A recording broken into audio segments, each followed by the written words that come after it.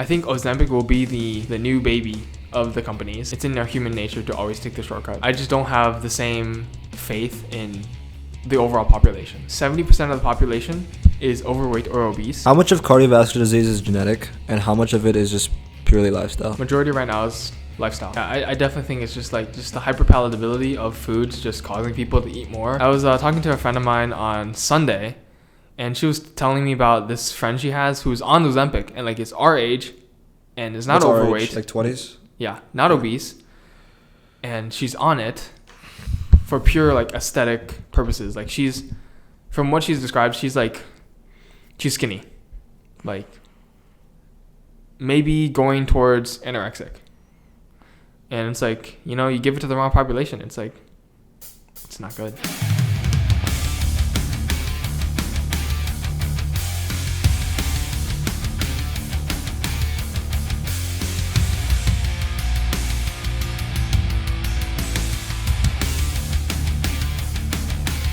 Hello. Hello, man. How we doing? I'm doing well. How are you? Doing great, man. How was your back day this morning? Came in feeling quite tired. Still felt tired afterwards. It was sleep later than normal? Do you sleep later than normal, or? No. I think I just woke up. I woke up like half an hour earlier. Okay. I was like, I didn't think too much about it, and then after like an hour or two, I was like, I don't feel so hot. Did daylight savings have an impact on like sleep for you? I mean, not particularly. No, I don't think so. So I know you go pretty heavy in terms of health-related stuff. Is sleep part of the mix there? Like, is that something you're always thinking about? So do you try to like sleep and wake up at the same time every day? Pretty much, yeah. Yeah, because I think when I was doing sleep stuff, that was like the best thing I found. Yeah. That worked really well. So what does your typical sleep schedule look like? So typically go to bed at 9 and then... Well, I mean, the goal before was to sleep at 9, which meant for like, okay, yeah, I'm gonna go to bed before 9. Yeah. But now it's just I'm gonna go to bed at 9, so sleeping is actually like 9:30, 10ish. When you just mean in bed, like you're lying down, lights off. Yeah. So it takes you that long to fall asleep? Typically not very long, because I will have I have like an entire like ritual thing where like starting at 8, I'll turn off the lights off, and then I'll like start my bedtime routine, pretty much, which is just journaling. And then I'll go to bed. So you do that for about an hour? And anything else in the routine, or just like lights off, journal? That's pretty much what lights off, journal, and then maybe read, and that's it. Cool, man. That's amazing. So, okay, we're sleeping around, getting in bed at 9. I think I'll say that sleeping at 9 for the sake of this. What time do you typically like to wake up? Right now, 6. 6. I think. Great amount of sleep. 9 hours. Yeah. Yeah. Yeah. But I just came off of a cut, and I really needed a lot more sleep.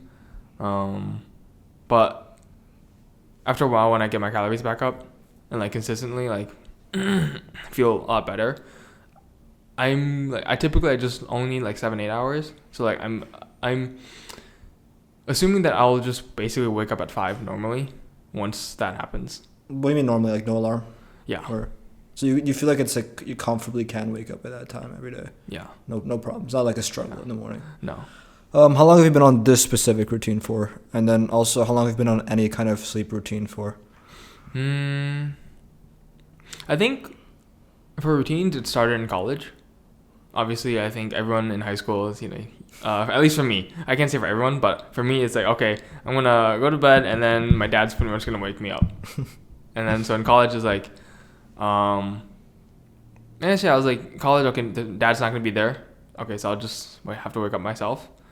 And I started then. For this particular routine, I would say I started this summer. But back before then, I guess sleeping at 9 started probably my second year of college, so sophomore year. So you've been doing it since then? Yes. And what year was that? So I'm technically fourth year now. Okay. So that was 2 years ago. 2 years ago. How many days have you missed? In terms of like going to bed early, yeah, definitely has been sometimes, especially like when we go to dinners. It's like, okay, if we go to Dearborn, it's like, okay, it's like I'm assuming that I'm not gonna get back and sleep at 9. Yeah, it's like, okay, that's fine. Yeah. But it's like, it's like one day out of like, I don't know, a week or 2 weeks Okay, so it typically happens like once every couple of weeks. Yeah. Not the biggest of deals. Yeah. I feel like when you're on such a strict discipline routine, you can get in your head really easily about missing shit, because in your head it's like, this is perfect, this is optimal, and like the second I sleep at 9:15, I'm like, fuck, I fucked it up. Yeah. So do you get in your head when those kind of days happen? No, not anymore. I guess it's only if it's like really really late. Like it's okay. If I'm like trying to sleep at 9, but then I go to bed at like 11, it's like, and there's no reason for that. It's like, you could have done better with that. Yeah. But typically, no. I don't really stress about like, okay, I need to be in bed at 9 o'clock, not at 9 to 1. Yeah. Yeah. That's good. I think after a while, like anyone who's done discipline for a while gets used to that. The fact that you start to realize that some things are kind of placebo, and then you tell yourself a story, and that's what's impacting like the results you see. So, but at the same time, there's like a beauty you find in discipline, I feel like, after you do it for a while. Like I did the 9 o'clock sleep routine in senior year of high school. Mm-hmm. So pretty much all of fall term, I didn't miss like a single day, maybe like 1 or 2 days. And sleep at 9, wake at 5:30, and then do schoolwork before class. And I could say that I think, as you probably know from watching a bunch of podcasts about our brain and stuff, which you probably have, because Chris Williamson does get into that. But your memories are just not accurate. And I feel like you look back and you tell yourself, I was happiest then, I was happiest at that time, or no, I wasn't that happy then. But I was actually surprised, like when I read back journals from the past, when I look at that fall term where I was sleeping at 9 and waking up at 5:30 every day, like that's like the happiest I ever was.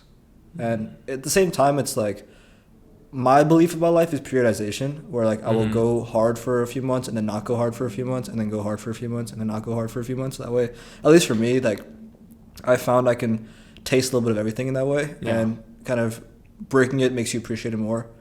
But there is something about it that makes life more beautiful. I don't know what that is, but have you felt like something similar? About like periodizing life? Or just like the discipline of like, either we can start with sleep routine, like sleeping at the same time, wake up at the same time every day, for some reason just makes life like more peaceful in a way. I don't know what it is. I wouldn't say that's more beautiful in a way. I definitely agree that's more tranquil, more peaceful. For me, I've thought about like routines and discipline. And it's like, if you're following discipline, it's like the plan is laid out for you. Like I think that when you don't have a plan, it's more chaotic. It's less structured. So like in a way, it's more stressful. And being disciplined at a certain point becomes a comfort, because like you know exactly what you're gonna do, and just like there's no question about it anymore. So it makes life easier. Yeah.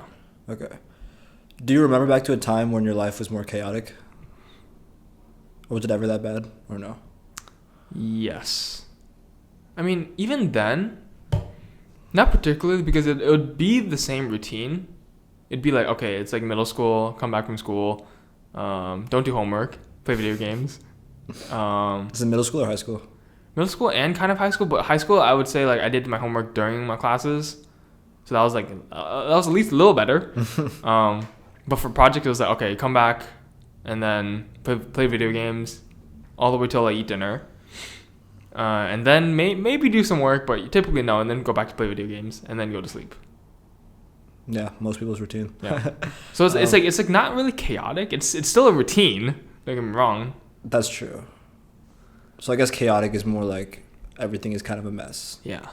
I can feel that. That makes sense. So how did you find discipline, and what attracted you? What was attractive about it when you started to find it? So I think I first became, quote, disciplined in freshman year when I found YouTube videos by Hamza. And then I just, went on a whole binge career for like a couple years, 1 or 2 years. I think watching him definitely helped started it. And then afterwards, I guess like as I lived more, it was like I couldn't keep doing like this extreme type of thing. I was like, so you started being extreme freshman year, or was it not extreme? It was just a start. So I think I found him in like November, December, and then actually like, what year was this? 2021. 2021 November, December. Okay. Yeah. And then I think I actually did things like in January or December, January-ish. Yeah. I started journaling. Like my first journal was in January of 2022. Yeah. Yeah, I'm trying to think. I think I started journaling either that year or the next year. It was December. December 2022, I think. It's Yeah. probably just 1 year after. That's interesting. So you started to find this content online that was introducing you to this. And what do you kind of remember when you saw it? Like, what was it in it that, why did you start doing this in the first place? So you saw these videos, but like, what was attractive about it? I think for me, it played towards my inferiority complex that I'd still say I still have in a way. Yeah, it definitely played towards that, and it was like, it made me think about, not really think, but it made me like compare myself more than I used to think about, because when I was playing video games all the time, it's like I just didn't have time to compare myself to real life people. Rather, I was comparing myself to people like I was playing against. So You're also not comparing on the right metrics too. exactly. So like, yeah. Interesting. So inferiority complex, you've had it since early childhood. Has that been something that lives in your brain for some time, or like, I would where does say it so. come from? Okay. So I think it comes from wanting to be acknowledged by my parents, but not quite having that. It's like every time I think that I would complete something or accomplish something, I would want some sort of praise, and there would be like one phrase or like a praise that's like, okay, you did a good job, and make sure you keep that, make sure you keep it up, make sure you keep going. And on one hand, it's like I do value that. I like, it's not something that I sort of regret having. It's like it has pushed me very far. At least I hope so. But it's also like there's no desire for peace. There's no desire or peace in a way that I can be like satisfied with things all the time. Certainly like some things, like after a hard day, like okay, I've gotten better where like, yes, I've done enough. I can stop. But over the long term, it's still there. But I'm not sure. I've thought about this with a friend before, and I'm not sure I want to really give it up yet. Give what up? Give this like the energy to drive, the drive. Yeah, or like this sort of toxic fuel, right? I'm not sure I want to give it up right now, but definitely in the future. That's very interesting. So this toxic fuels was driving you, and you kind of finally become aware of it, but you're almost like, it's helping me a little bit, so I'm just going to hold on to it for a little bit. So like from my perspective, it's like toxic fuel is basically wanting to escape something. It's like, it's sort of the initial like drive for a lot of people. So like people get out of breakups, and because of that, because they feel bad or inferior or like something, they push themselves to become better. Whereas like more positive fuel is like, okay, I'm striving to accomplish something because I want it, because it's like something that I would be proud of. So like, I think that toxic fuel is a lot more potent, and you need it for certain circumstances, but over the long term, it does not do well. It does not mesh well with your mental health. Yeah, that's true. I mean, I don't know if you've heard of like Alex Moses' analogy with the cat and the mouse. Like that's popping in my head right now. But yeah, that's interesting. I've definitely met people who have. I used to think that the cat was everything, and that the cheese wasn't really something in terms of when I was talking to most people. And I always thought, okay, there's a way you can visualize a glorious future, but there's nothing more powerful than something that like a chip on your shoulder. Yeah. And I've definitely speaking to more people, I've realized that it is possible to only be driven by something that, like a magical future or idealization. Mm-hmm. But I don't know. Have you tried to cultivate that at all, or you've kind of just accepted that this is what I'm going to use? I think that at least currently it is like the toxic fuel is something that I have. I've definitely tried to envision a better future, and I'm like, it's like I'm on the journey of slowly swapping it out in a way, but it's one step at a time. Yeah, but I'm hesitant to discard it completely because of its potency. Yeah, it's powerful. Yeah. Yeah, very interesting. What does that process look like of slowly starting to reintroduce this other kind of method or drive? I think it's just really just introspection. It's just a lot of just thinking about where does this come from. after a couple years of journaling, like you get to know a lot about yourself, and I think I know exactly where this is coming from. And then it's understanding that it's learning. First of all, it's learning. If you don't know where it's coming from, it's like, okay, it's gonna be impossible to like actually do anything about.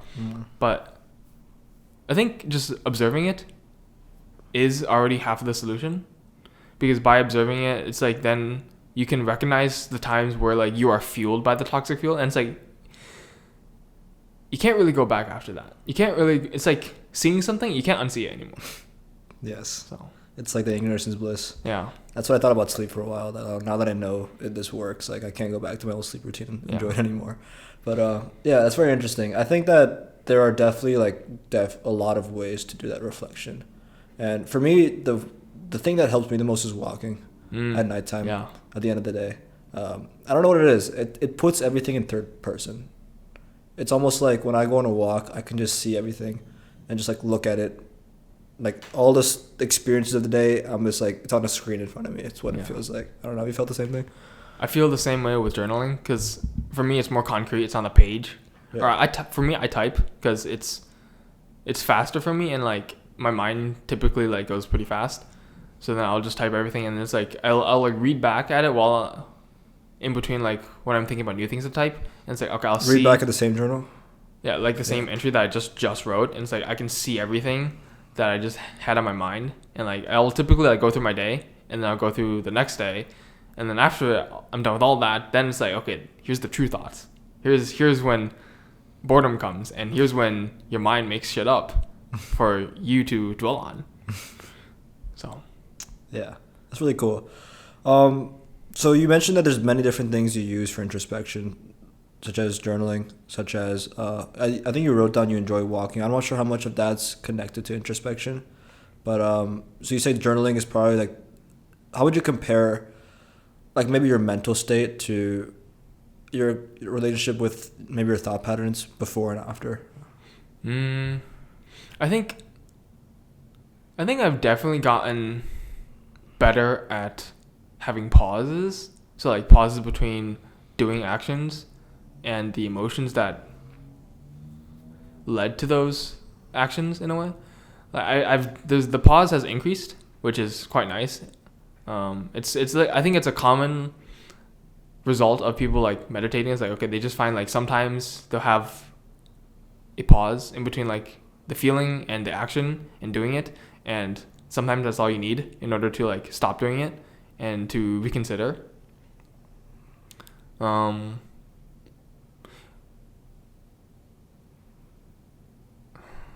What was your question again? That was a nice pause. Yeah, sorry, I don't remember either. But yeah, that's really cool. I think that when you do start doing things like meditation, you're able to, I think that pause is like a really good feeling, even if it's the difference between an action and a thought. It could also just be like embracing the boredom. Yes. Which is like, when you stop the constant stimulation, like it feels good to just wait in line and like not feel the need to like do something as well, which is, I guess, less of the introspection piece, but more of just like the healing your mind piece. It's just like calmness and peace. Yeah. And peace, I see this with so many other people, or just like with my dad especially. Like he's like, he can't really sit very still, at least in lines and like in traffic. So like I will see it, and it's like, I feel like I could have been like that. Definitely. I feel like it's everyone. Yeah. No, I mean, I don't know. It used to bother me a lot more than it does now, but it still lingers in the back of your mind that there's like another world of like the lack of stimulation. You know, like for me the biggest thing is the phone. Like I track my phone pickups per day, and I try to keep it a very, very low. I used to. Back in senior year of high school, when I was really deep into trying to be disciplined, like there are days I pick up my phone 4 times a day, including the times I turn my alarm on and turn my alarm off. Those are my PRs crazy. Though, for pickups. But, wow. I've done like usually in senior years like average of 10 or lower. Right now it's like 20 or 30, but even though it's higher, I still try to keep count, because I think the time it takes me to open my Google Doc and like write down one more pickup, that resistance has built in that I'm less likely to pick it up. Oh, okay. But yeah, that's really interesting. When you're talking about journaling, so you do it on your computer. Have you ever tried it on paper or no? As of now, no, I have not. I feel like one benefit I do on computer sometimes if I'm like somewhere where I don't have a notebook or something. But a benefit I found about doing it on paper is that my mind works on like 1,000 cylinders and my hand just can't keep up. Yeah, It slows it down. Yeah. You know? So It's you're definitely a lot more deliberate with what you choose to write down. yeah. Yeah. But do you find there's a benefit in just like throwing everything out there? Quickly? Yes, because with typing, it's like it's easy to put down, but it's also easy to edit. And Okay. so if I throw something down, it's like okay, scratch that. It just control delete, control backspace a couple times. It's also cool, like, I think not being able to delete something Yes. is also a more accurate representation of what's Yeah. actually going on up there, though. Yeah, it's like if you have like if you don't have the corrections, it's like if it's on paper, you have like okay, the scribbles, you have And like you the can look cross back at the out. scribbles, You can yeah. look back. It's like oh, you thought that, and then you just cross. I wonder why you crossed out. that out. Like, you can like think about that too. Yeah. All right, we back. Yeah. We had to take a quick pause because we had some janitors have to do some janitor work Yeah. in the studio. So I have a lot of people working in my studio. Anyways, yeah, I want to go back to a conversation we were having earlier about you and the relationship with your parents.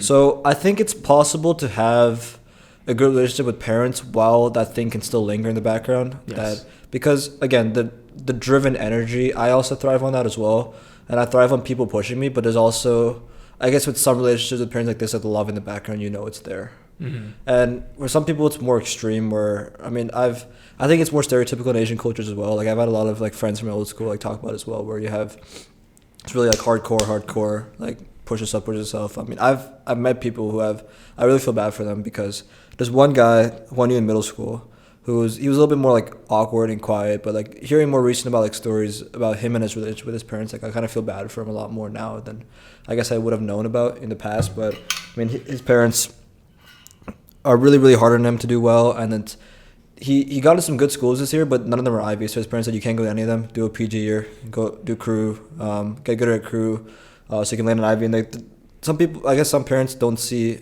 it's like Ivy or nothing for a lot of people, and it's I understand that. So I'm curious about like how good your relationship is with your parents if we're going to talk about it. Like even though that thing exists in the background, is there still like a mutual like love there and everything, or how would you describe that? Oh yeah, I love my parents. Yeah. I think that my parents were not like your stereotypical Asian parents. They like okay, they definitely like pushed me, but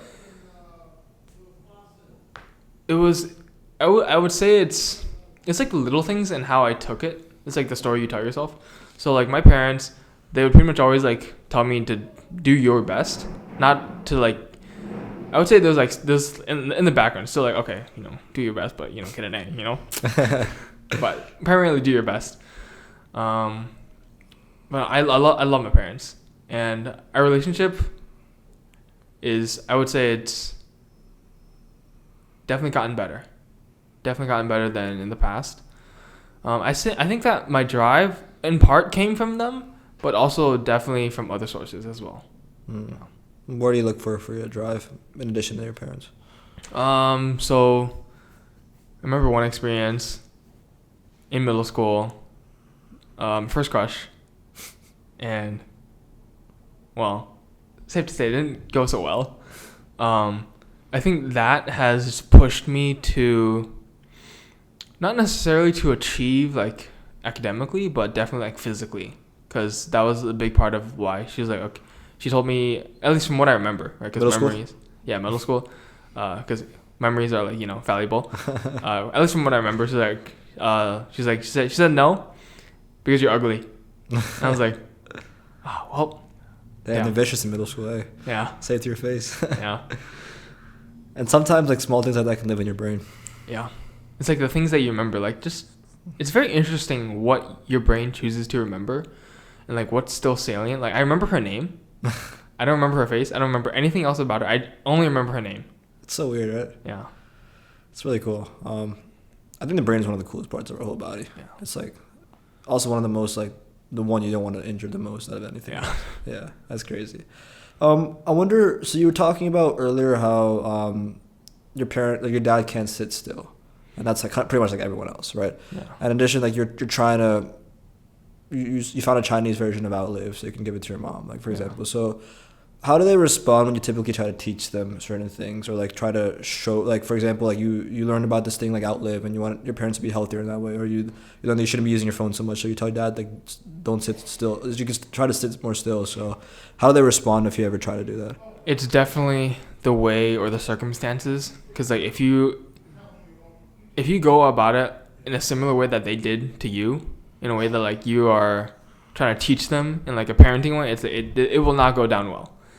And like I've struggled with that with my dad, especially because it's the default setting always. It's always like when my dad's like not being able to sit still, it's like always like just stop. It's like the default, just like my default reaction is like just stop. It's like calm down. But that never works. It's like it never works. And the couple times that we've had like good conversations, it's like, it's like tell me more. It's like it's when I'm actually listening.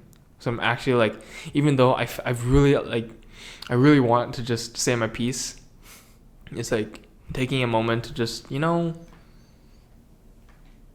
having him have his way, like have him speak his mind, and that makes him more peaceful instead. Everyone wants to be heard. Yeah. I mean, have you read this book? Yes. I mean, this book talks about that all day. Yeah. And I read this book once, and then I started reading it a lot more often because of the podcast, because that's literally all the skills apply right here. So it's, that's interesting. I think emotions can definitely get in the way. I think that comes with leadership as well.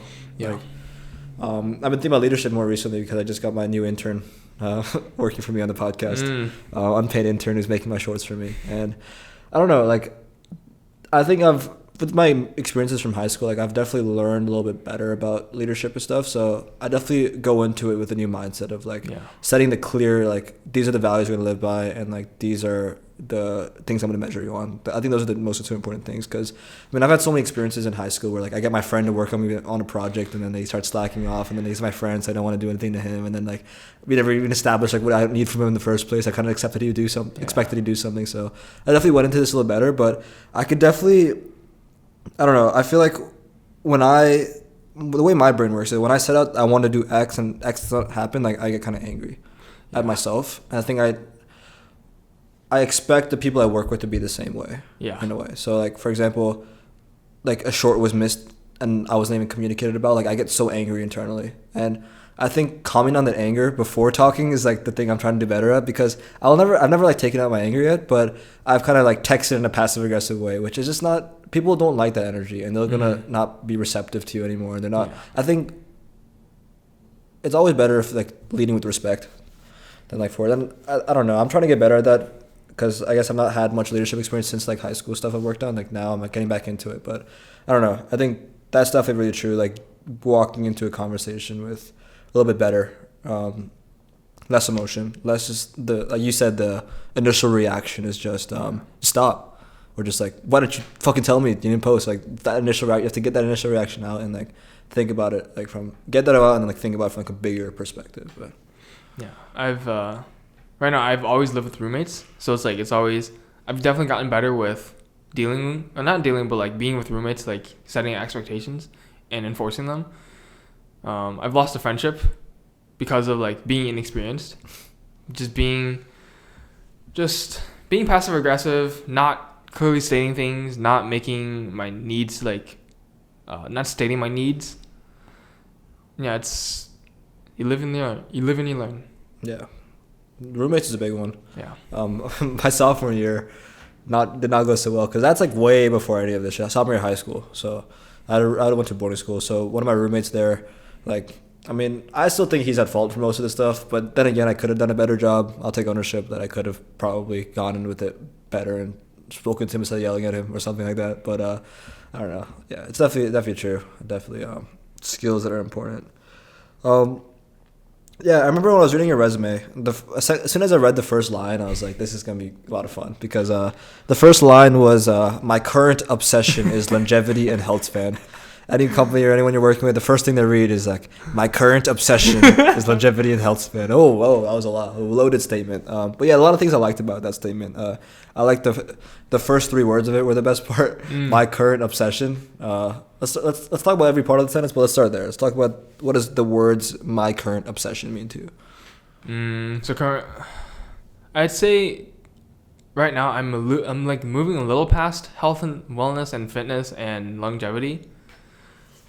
I don't know precisely what I'm really focusing on.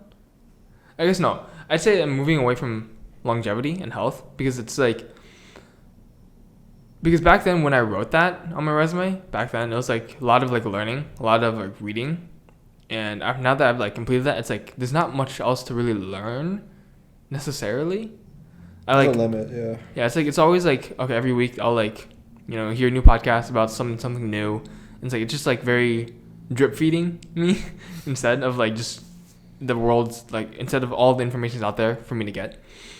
So yeah, just obsession is like just current, always being on my mind, and it's sort of taking a backseater now. And you're kind of waiting for what's next. You don't know what it is yet. I think I'm kind of in like the in-between stage, where I'm like doing a lot of things, but none of them I would say are like elevated to obsession. I guess honestly, maybe culture, maybe politics. Really? Into politics? That's cool. Possibly. I might be. That's a pretty 180 from longevity and health. Yeah. That's cool. Was that something you're always interested in? It kind of just like started to make more sense now that this is something I can try to go deep into, or was it like just kind of came out of nowhere? Oh no. I was like I did not care about politics or culture at all until like this voting cycle, until I was like, until I learned more about it, and then went down some rabbit holes, and then now I guess I would say I went down more conservative rabbit holes, given just like the podcast I was listening to. Yeah. And then now I am trying to go towards more left-leaning podcasts or like left-leaning like media sources. Intentionally? Yes. You're trying to? Just to get an open mind and every perspective? Because it's like... Because I don't think that people on either side, or most people on either side, like, are malicious. I think people have certain facts that they believe in, and maybe they don't have all the facts, right? Yeah. And it's like maybe also they believe in certain things that aren't true. And it's like I think that most people are good, but they do evil by not knowing it. Yes. And then they'll hear something, and then they'll drive them to say some outlandish thing. Then you'll hear them say, "It's like, what the hell? Like, where are you getting all that anger from?" Like, yeah.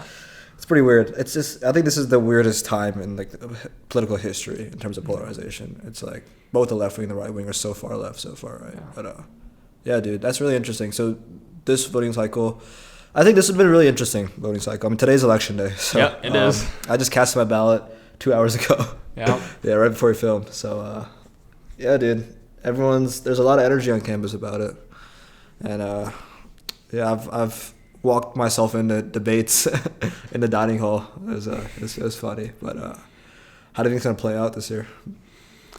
Well, everything on my YouTube feed is like, Trump's going to win 100%. And then I'm just like, I think that people on the left would say Kamala's going to win. Well, yeah. I was like, I don't know. I have no clue. I really don't know. It's a mess.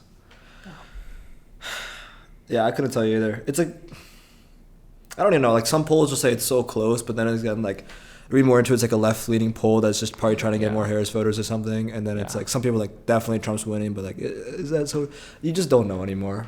Like, the question of like what media is accurate is just like, I don't know what I'm reading, where I'm reading. Like, someone I was sitting with at lunch today was telling me that you don't believe Trump said this like outlandish thing today or 3 weeks ago about how he's gonna like start removing all these government government bureaucracies or government agencies just so that he can gain more political power or something like that. And I said, okay, wait, let me see where he said that. And then he's like, okay, let me show you. He's like going to his phone. He took like 5 minutes to find it.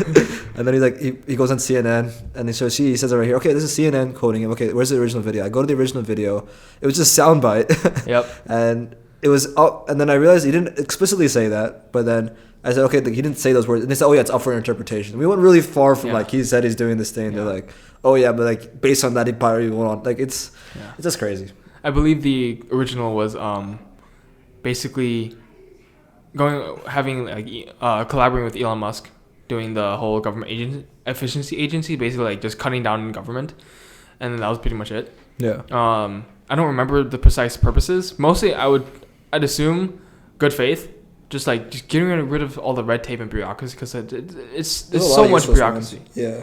It's like, what is in California? It's like it costs like what, $15,000 for a toilet. It's like really? It's like, what the fuck? $15,000 for a toilet in California? Yeah. I'm like, what? Why does it cost that much? Just because with government bureaucracy, it's like, okay, you need to get approval from all these different like departments for certain things. It's like, okay, if I want to build a building, okay, I need approval from all these different agencies, and then within the building, if I want to build a bathroom, I need to also like go to these different agencies as well.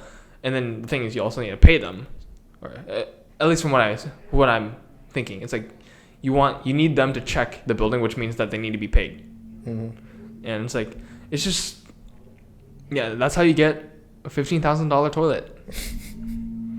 That's interesting. I mean, I know that conservatives in general have always been for smaller government. Yeah. So that's definitely something they always lean on. I mean, I don't know. I think Department of Education is a big one people are talking about right now. Yeah. What do you think about that? On the one hand, I see so many imperfections. With education in particular? Yeah. Okay. But on the other hand, it's like getting rid of everything. It's like, I don't agree with that either. Okay. Yeah, it's the more you learn about things, the more you see that everything's so interconnected and like complex. It's like you can't just change one thing without it affecting everything else. It's like it's a headache. Yeah. And it's a headache. I think because things are so interconnected and nuanced is the reason why you can't just like say, oh, I believe this and I believe that. Like, bro, just read it. If you read a little bit more, it'll just get more confusing. Yeah. So, yeah. I mean, can you detail some of the potential imperfections with like education in general? So, there's like one that's like the purpose around which it was instituted is no longer necessary. Maybe not institute, but like from my experience with education, it's like there are things that I don't see the value in. So for example, let's talk about math. All right, let's go down this rabbit hole. So math, I have not used nor needed to use like any math whatsoever, besides like statistics, besides like basic algebra. I've not needed to use calculus whatsoever, and I will not be using it whatsoever. And that pertains to me because I'm not going to a field that needs it. If I was going to engineering or computer science, I would. Yes. And it's like if you're in high school and you're learning calculus and you know where you want to go, like what career path you want to choose, it's a waste of time. It does nothing for you. What percentage of like high schoolers have that clarity though? That's the thing. I think that most high schoolers don't know that. Yeah. So it's only like in retrospect. Yeah, in retrospect. That's interesting. I mean, I've met a lot of people who haven't even taken calculus in high school though. Yeah. Who are even at the school like Michigan. So. Yeah. It's interesting because I guess when you're here, there's no calc requirement depending on the major. I guess kinesiology does require calc 3. No, Kines doesn't require any calculus, any math. But going into medicine, you need calc 1. What's the reason? I think it's just basic like math skills. I guess it's applicable. Like it's like I don't think you're not gonna use it at all for anything. Yeah. But it's just you like have an understanding. Yeah, it's just like it's just a benchmarker. It's like, okay, you did this. So going back to the Department of Education, so how does the relationship between schooling and department work in the bureaucracy? So is it that the bureaucracy is detailing that to receive funding, all public schools must meet criteria A, criteria B, must require students to take certain courses? Is that how it's working? Or? So I believe that the Department of Education has like these basic requirements, but it's very bare bones, and then in each district it's much more different. It's much more like, okay, we're gonna have this and this and this. So every district is a lot different compared to a different district. Okay. So when you brought up the conversation of math, like what point were you trying to get at about the education system? I guess I was just trying to point out towards inefficiencies, towards like, yes, like I completely understand like having a centralized like education system. I guess this more pertains to college, where like with a college degree, it's more towards. I would hope that most people like are going to college for this certain like degree for this career path. And the thing is with college is that there's a lot of classes that you need to take in order to graduate for the degree, but it doesn't pertain to your career at all. And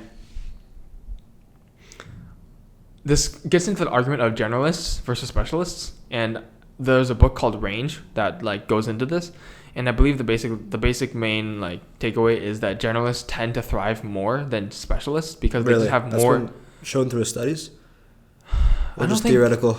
I think it's just like more personal experiences with like people like people in like careers and stuff. People tend to have more success being a generalist because they just have more like life experience and just like they just have more experiences to draw on rather than compared to like specialists who are just drilled in on this one thing for like years and years and years. Mm-hmm. So it's like I understand having a broader perspective.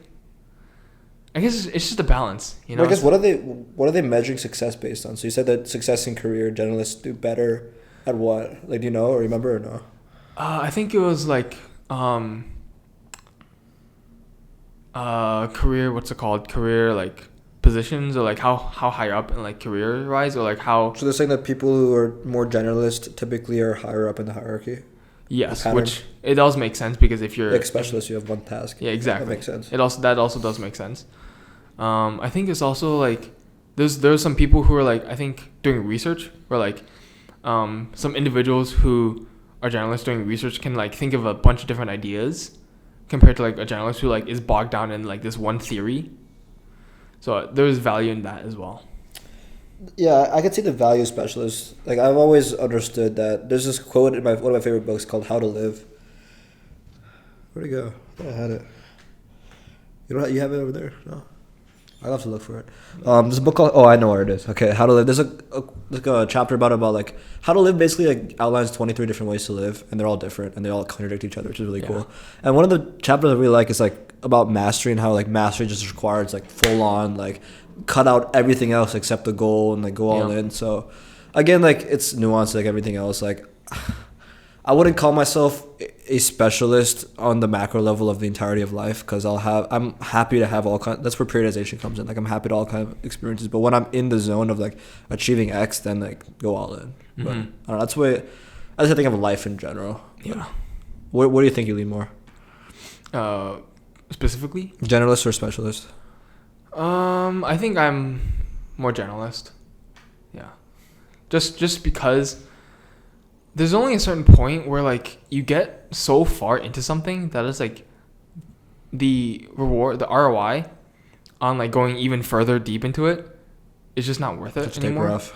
Yeah, it just tapers off, and it's like okay, I've learned pretty much everything that I will ever need, ever, including like me teaching other people. And so it's like, okay, I'm just going to go on to something else now. And so like just over time, you just gain experience and you gain skills and you just become a journalist. Yeah, and you were saying earlier that you felt like you got so deep into longevity and health that there's like, what else is there left for me with longevity and health? Like you didn't just read a couple books. Like I know you went pretty fucking deep. You wrote like, let me pull up your resume right now. Like you had, I guess the books weren't necessarily longevity. They were more fitness. Yeah, I was reading like they were about like how to lose weight and muscle gaining. I mean, it's cool you wrote those books. I mean, you want to talk about those? Like when did you get into writing? Was that always something you liked or? So this was right when I started like the sleep schedule, right when I started like being more strict, having discipline. And I think I just had this thought, I was getting into YouTube. I was like, okay, I was like very Hamza pilled, quote in a way. I was like, okay, very like let me do online business, and so I was searching for ways to like make money. Yeah. And I was like, oh, write a book. I was like, okay, I'll do it. So then that started me writing the first book. And then what was the first book? First book was mainly on just all the basics of training in the gym. So like all your technique, exercise selection, like program, making a program, like all that stuff, injury prevention. So then I was like, I think I finished like writing it, and because I finished writing it, but then I was so scared of taking pictures in the gym of like for like the book itself. I delayed that for like a good couple months until the summer, where I actually like went to the gym and I actually took pictures.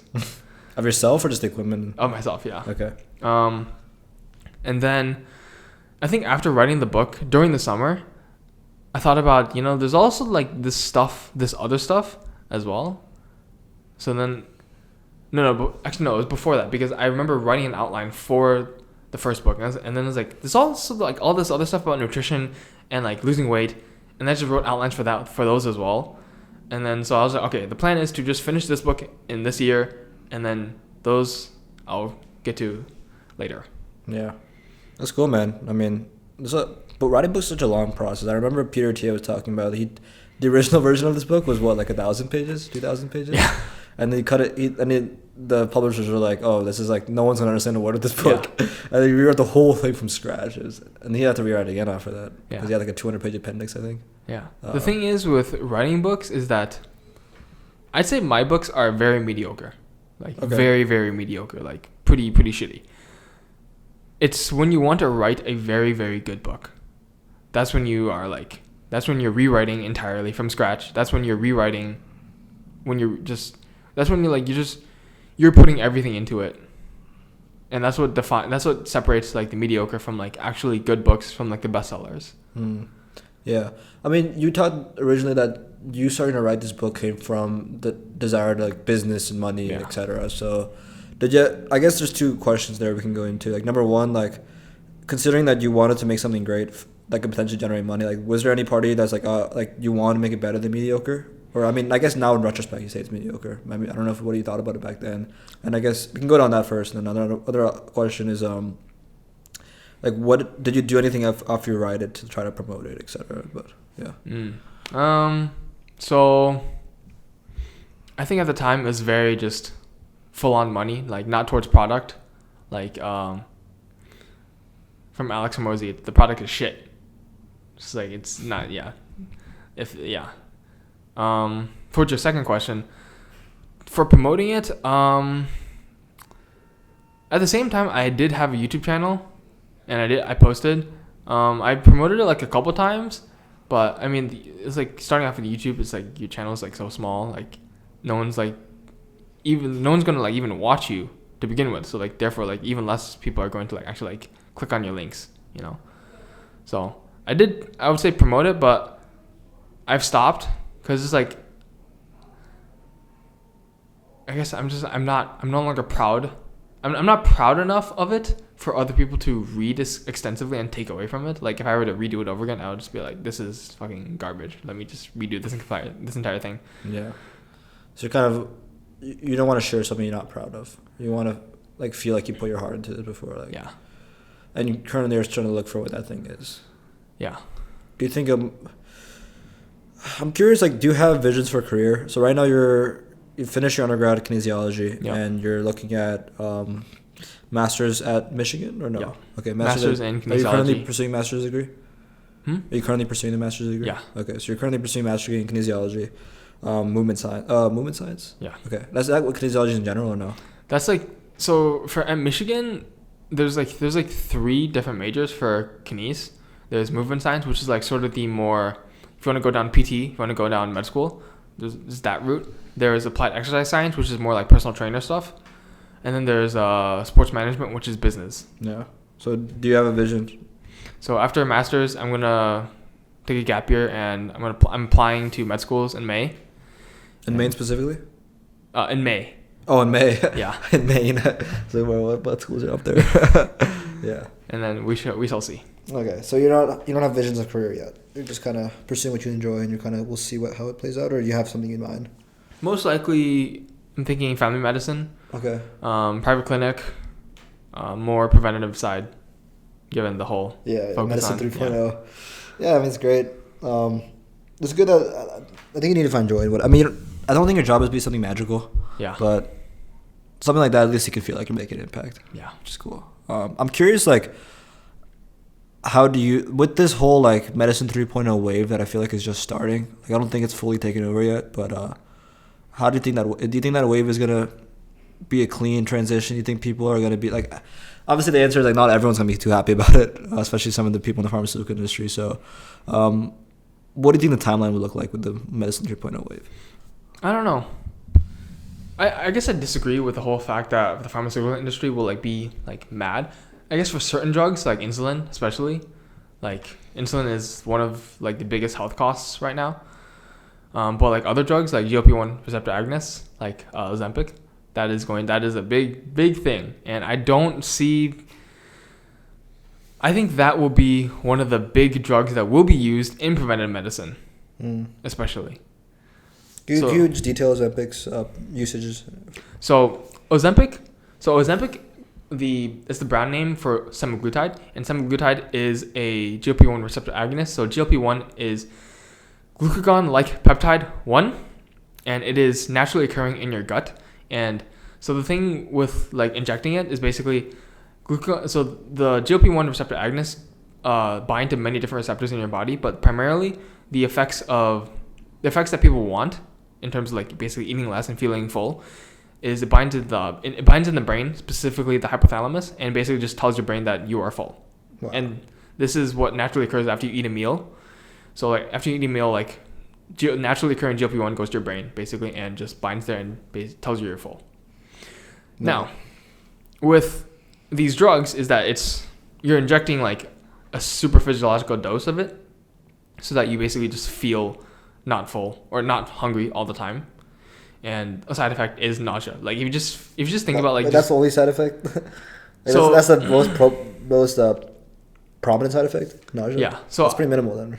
Yeah. So like for one of my classes, it's we need to write a research proposal, and one of our research was basically just this, and the most common side effect is just gastrointestinal. So like nausea, like bloating, like just that stuff. It's not like that bad. So like from what I've learned, there aren't psychological effects, but there has been press about like, okay, people like on this drug have like committed suicide. What I've seen is at a significantly higher rate.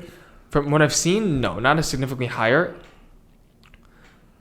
What I've seen is that the people who get on the drugs are in the mindset that are more predisposed for depression, for anxiety, for suicidality. Yeah, it's like already correlated. Yeah, so it's like it's already like very hard to tease out, and I just don't see it right now. But there is a book by Johann Hari on GLP-1 receptor agonists that I will be reading. I will be taking a look at that because one of his points is the psychological side effects of it that we don't really know if are there yet. Yeah. Okay, that's interesting. Yeah, because I think everyone's been talking about Ozempic in particular because like, the magical medicine, the magical drug with no side effects. Yeah. And it didn't seem like crazy bad just because of the fact that it's already naturally occurring and you're not introducing some like foreign crazy substance in your body and it's something some like fucked up shit. It's just like telling your brain you're not that hungry right now. But I mean, that's the same with testosterone. Right? Yeah, I guess so. I don't know. There's like, I personally feel like a little resistance to something like TRT. Like that just makes, yeah. I mean, I think there's been shown there's worse side effects for things like testosterone. Is that correct or am I wrong in that? I guess the thing with testosterone is that it is a sex hormone. Yes. And so it will shut down your entire system for producing its own natural sex hormone. Same thing with like melatonin, right? Melatonin, no. Melatonin does not do that. Okay, just testosterone. In this so case, your sex hormones like testosterone, estrogen, so like derivatives from those. So that's a significant side effect. Also, I don't know, is there addictive potential to testosterone? Potentially. Not necessarily like to the drug, like not necessarily to testosterone itself, but like the things you get out of it. Yes, exactly. Okay, that makes sense. Like when I'm thinking about something like Ozempic, the only like problem that I see is just like, again, like if you're in a position, it's, I guess, reinforcing you to take I don't like anything that reinforces you to take the easy route, which is obviously like, like discipline talk, whatever. But I think there is a beauty in like finding the willpower in yourself to not eat instead of like taking this magical thing. Because like, I think it is just reinforcing the thing inside of you that's already telling you to take shortcuts. And I think that's going to lead to other worse outcomes. Yeah. That's what I see. Yeah. I agree. I definitely do agree. But it's also like, it's in our human nature to always take the shortcut. And so... You can get better. No. Yes, I just don't have the same faith in the overall population. Especially like looking at just stats of like obesity and just the health. It's like, I don't like, of course, yes, more people are getting interested in their health, and I love that. And I hope that keeps increasing so that the majority of the population like has that. It's just the current population right now, I don't see it. And it's a quote, I'm quoting Tom Bilyeu, and right now he's the founder of Quest Nutrition. I've heard of him. And so basically, he has a podcast? Yeah, he does. Okay, I think I've seen a clip. And so he's basically focusing on the children, on kids, and trying to infect them with a mindset of like, growth mindset, of getting better, of like improving yourself. Because he's found that you can't do that with adults anymore. Like just adults are just they're too far gone, and like it's confirmation bias. Yeah, it's like it's just for me personally, I think I've kind of just given up on the adults. In a way, like I don't. Like it is very like pessimistic, and there are definitely going to be plenty of people who want to change their lives. I don't see the majority of people though, because the majority. I agree. Because the majority of people, like, this ties into the beta region paradox. If you've heard of it. Yeah, I've heard of it. Where like people like well, for the audience, if they haven't heard of it, the beta region paradox is basically where like things are bad, but they're not so bad that it spurs you into action to get better. But it's also bad. It's comfortable complacency. Yeah, it's just comfortable. Yeah. And like people are just comfortable. And until things get dramatically worse, like they're not going to get out of it. And I think that is the majority of the population. And therefore, I don't see much change with them. Yeah, it's pretty pessimistic. Yeah. But I do like the point you bring up that we can target the children, and that works. I mean, sounds. And that's how they kind of destroyed the smoking culture, no? Yeah. Yeah, I don't know like the full storyline, but there was that narrative. At least it's like a narrative, a story they pushed on like the younger generation about like the evil corporations and things like that. I think that did have a significant impact. I mean, sure, it's still part of culture and place around the world, but it's definitely a lot smaller than I think like 20 years ago, for sure. So I think, the youth mind is so pliable. Yeah. But yeah, that's great. So in general, do you think there's definitely a lot of people in support of Ozempic? Mm-hmm. Do you think there's going to be a pushback? Yes. Okay. For me, real quick, one more follow-up question. Yeah. Who's doing the pushback as well? I think for me, I'm in favor of it, actually. Like, even though I present this pessimistic worldview, I think that Ozempic is very useful, and given my pessimistic worldview of the Ozempics, or of adults not being able to be saved, Ozempic is definitely like, it will, like, taking it will improve your health, basically.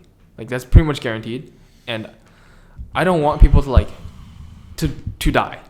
This is like if it's not necessary. You know, if we can give this drug to people that can help their health, even though it will make them more predisposed to take the easy way out.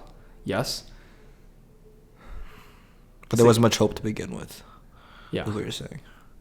I guess it's a balance between like, okay, there's this thing that I can give them to help their health, but I'm taking away their agency in a sense. And like on the extreme, this is COVID. Right? COVID? Yeah. Tell me more. So like COVID in a sense was basically like, okay, we can improve people's health or we can remove their agency. What? Can you tell me more? No. So with COVID, it was like the whole lockdowns, right? It's like Yes. the entire purpose was to improve people, like the population's health and like vaccines especially. And the thing is with that is that takes away people's agency, right? That takes away people's choice. How? So with lockdowns, it's because it was mandated, you like it took away your choice to like to go out or not. to go out, and like with vaccines also, it's like it took away your choice to actually take the vaccine or not.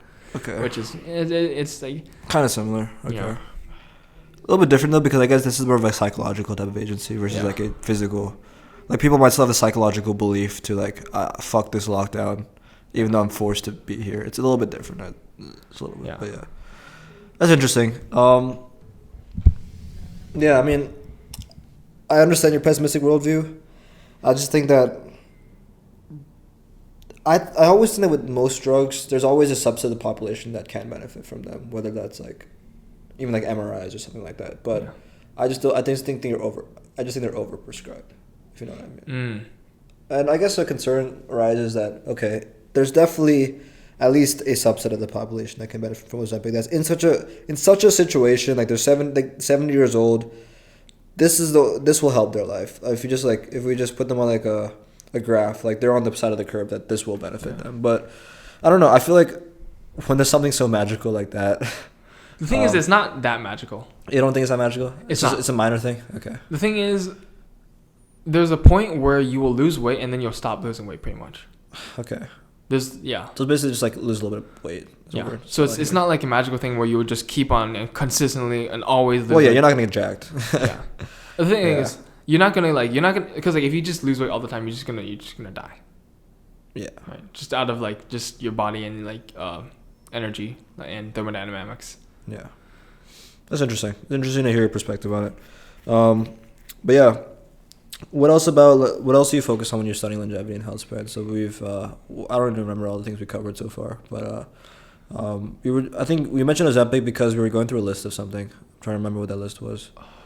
What was the first thing you mentioned? I think you were going through some like drugs or something. I was talking about GLP-1 receptor agonists. Yes. And that I came up. I think you're just explaining how Ozempic works. Yeah. Yeah. Cool. I mean, when you look at, I remember I asked you a question earlier about pharmaceutical pushback against medicine 3.0. Oh, we didn't get too deep into that, so let's explore that.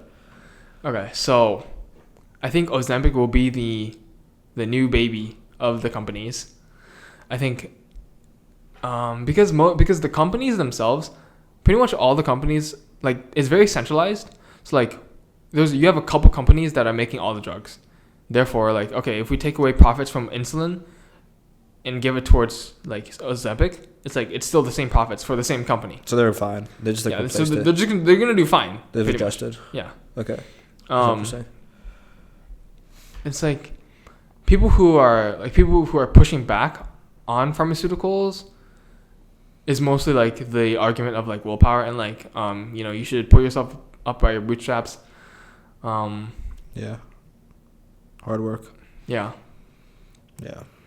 I don't know. I just hope that Ozempic doesn't infect the wrong population, just like our population, like the younger teenage population. Oh, it definitely has. I was talking to a friend of mine. Because they still have hope, you know? Yeah. Yeah, tell me a story. I was talking to a friend of mine on Sunday, and she was telling me about this friend she has who's on Ozempic, and like is our age, and is not overweight. Age? Like 20s? Yeah, not obese. And she's on it for pure like aesthetic purposes. Like from what she's described, she's skinny, like maybe going towards anorexic. And it's like, you give it to the wrong population. It's like, it's not good. Yeah. I think we can both be in favor of giving to the population that deserves it, but I don't know. You probably agree that people below 20 or 20 should not be taking it. Do you agree with that? For me, given the fact that 70% of the population is overweight or obese. Does that include? I guess it does include young people. Yeah. Yeah. Okay. Like that's adults. So like over 18. Okay. And 18. With under 18, it's like half are overweight or obese. I think it's a crazy statistic. It is absolutely insane. Is it really 50% of Can't be, bro. I don't know. Should I double check that? What should I search up? Obesity prevalence of children under 18. I definitely for the 70% in adults. That was from 2017 to 2018. Okay. And right now it's definitely higher. Yeah. In the United States, approximately 1 in 5 children and adolescents have obesity. So it's 20%. 20%. Okay. So I'll just double check the adults. Obesity prevalence of adults in U.S. The prevalence of obesity in U.S. adults is high. Oh, cool. It's probably so obesity is like around 30%. It's saying in the last 2 years, 2021 to 2023, the prevalence of obesity among adults was 40.3%. That's okay. Which is that's still like even really higher. high. That's really high. It's not 70%, but it's fucking high, bro. But the 70% was overweight plus obese. Gotcha. So obese is a BMI over 30. Yes. And overweight is a BMI over 25. BMI is such a bad tool, though. It is such, but like we know it's bad. That's all we can say. Yeah. But it's like because it's so easy to use for population studies. It's pretty much all we have. Yeah, fair enough. I'm okay with that because it generally works out. Yeah. But yeah, there's not so many jacked people, like severely jacked people that's fucking it up. There's a few. There's a few. So again, you were saying that you're not against children, so because you're saying that there are still high rates of obesity. Fair enough. Yeah. But what about it getting in the hands of like your friend's friend? I think that's like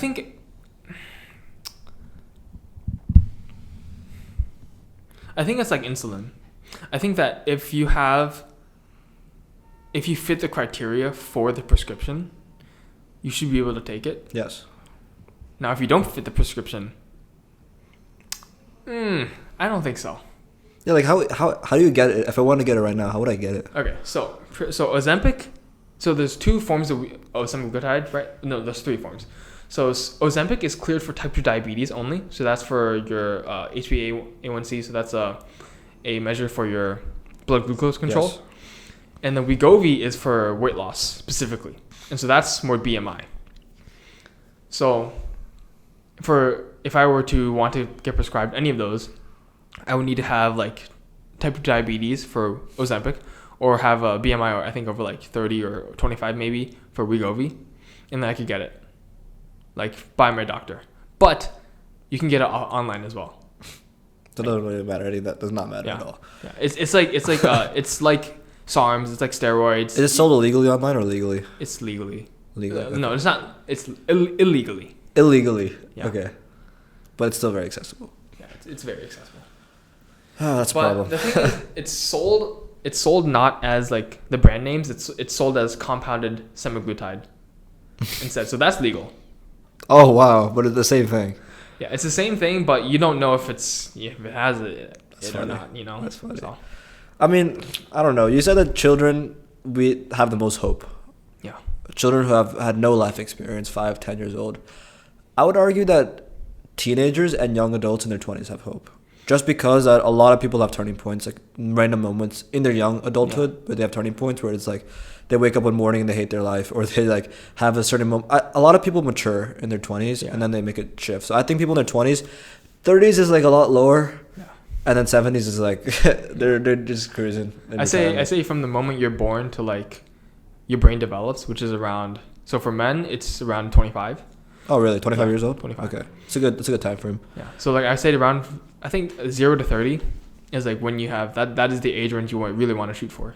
Yeah. In my opinion, no one under the age of 25 should be on this fucking Ozempic shit. Like, bro, I get it, obesity and all that. I think some people are extremely obese and some people don't have control over it. So I understand that. But a lot of them have hope, man. A lot of these guys have hope. I'm pretty hopeful. Yeah. I'm a little bit optimistic. I think people can do it. I don't know. It makes me a little sad, I'll be honest. But I guess for 20s to 30s, I think that it definitely is possible. I'm not like I'm not in favor of just like giving it to everyone in that age range. I also do think that like, okay, more restrictions, but accessible. Yeah, because like my point of view is that when I'm my point of view is like more preventative. It's like, okay, if we could look down the line, this is what's gonna happen. When you're young, it's like nothing's gonna happen pretty much for like 2 decades. It's only what do you mean nothing's gonna happen? Like diseases, cardiovascular. Like you're not gonna see the effects of the diseases until like 10, 20 years down the line. That starts to cultivate. What age does it start? Like let's say cardiovascular disease. That's like 20s, 18, like your teens. So that's when it starts to grow if it's gonna eventually come. So basically, you start developing plaques. So plaques are like basically your arteries or buildups of like things in your arteries. That starts developing in like your 20s. That's very young. Yeah, it's yeah. How do we avoid cardiovascular disease? Don't be obese. Contrary to what people say, the amount of cholesterol you eat does not matter. Yeah, I've read so much about this. That does not fucking matter. Fuck it, like people telling me to stop eating so many eggs. Like chill. Yeah, it does not matter. Saturated fat is it's still debated right now. My perspective on it is also doesn't really matter as long as you're just not in a calorie surplus and becoming obese. But otherwise, like preventing cardiovascular disease is mostly just taking drugs and mostly just screening. What do you mean taking drugs? Like I should be taking drugs when I'm in my 20s to prevent it? So mostly taking like certain drugs that will so like the thing with cardiovascular disease, it's really just founded on these one or two like lipoproteins. So like so within LDL, so LDL is a lipoprotein that is a carrier of cholesterol. It is not cholesterol itself. So when people say you're bad cholesterol, when they're referring to LDL, that's not cholesterol. They're referring to the cholesterol that's carried within LDL. Yes. So within this LDL branch, there are subdivisions of LDL cholesterol, and one of those is lipoprotein little a. That is like one of the biggest contributors of cardiovascular disease, and that is one thing you want to screen for, and you want to know your score for that very soon. Like how soon? Like right now, I'm 18 years old. Like honestly, like the sooner the better, because like the sooner the better, the more you like, because it's not really something you can necessarily change. But the sooner it's genetic. Yeah. So the sooner you know about it, like the more you can like modify your like lifestyle pretty much. Okay. But there's also like genetic, like your ApoB status, that's also genetic. So also like lifestyle factors. But there are like certain drugs that can lower your LDL, and those will definitely help. Like not necessarily LDL, but they will help manage your Lp(a), help manage your LDL, so that you can basically get rid of, because cardiovascular disease is basically just a slow development over time, and so you can just slow down the progression of that. How much of cardiovascular disease is genetic, and how much of it is just purely lifestyle?